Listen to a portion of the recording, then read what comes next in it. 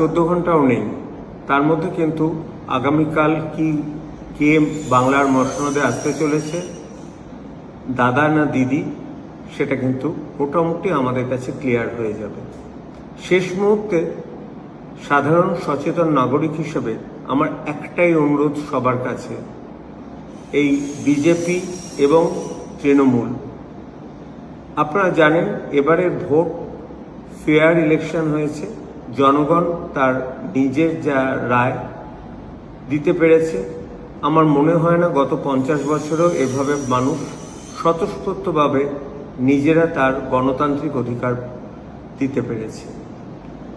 এবার যেই জিতুক না কেন, ধরলাম বিজেপি জিতল, তাদের সমর্থকরা এমন কিছু করবেন না যেমন গতবারের পোস্ট পোল ভায়োলেন্সে যে প্রায় 70 জন মারা গিয়েছিল সেটা যেন না হয়, বা তৃণমূল যদি কোনো কারণে আবার ফিরে আসে, উচ্ছ্বাসে এমন কিছু করবেন না যাতে গতবারের সেই ব্যাপারটা আবার না ফিরে আসে। মোট কথা, আমরা বাংলার সাধারণ জনসাধারণ কি চেয়েছি কালকে প্রমাণিত হয়ে যাচ্ছে, এবং তারপরে আমরা যেটা চাই শান্তির বাংলা, অশান্তির বাংলা না। যে বাংলা ভারতবর্ষকে অলরেডি আগে পথ দেখিয়েছে। আচ্ছা, কতদিন আগে বলুন তো আচার্য প্রফুল্লচন্দ্র রায় যে আমাদের বেঙ্গল ইমিউনিটি তৈরি করেছিলেন, যেখানে আমাদের সাপের অ্যান্টিভেনম তৈরি হতো, সেটা বন্ধ হয়ে বসে রয়েছে।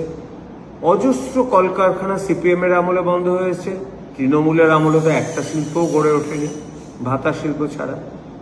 সুতরাং একটাই রিকোয়েস্ট সবার কাছে, সমস্ত মানুষের কাছে এবং অ্যাডমিনিস্ট্রেশনের কাছে, কড়া হাতে ট্যাকেল করবেন। যদি গণ্ডগোল কোথাও হয়, যা অ্যাডমিনিস্ট্রেটিভলি করা উচিত তাই করবেন, দরকার হলে লাঠি চালাবেন, দরকার হলে যা করার করবেন। যারা দুষ্কৃতী তাদের বিহাইন্ড দ্য বার রাখবেন। এইটুকুই আমার চাওয়া। শান্তিতে বাংলার ভোট কাউন্টিং হোক।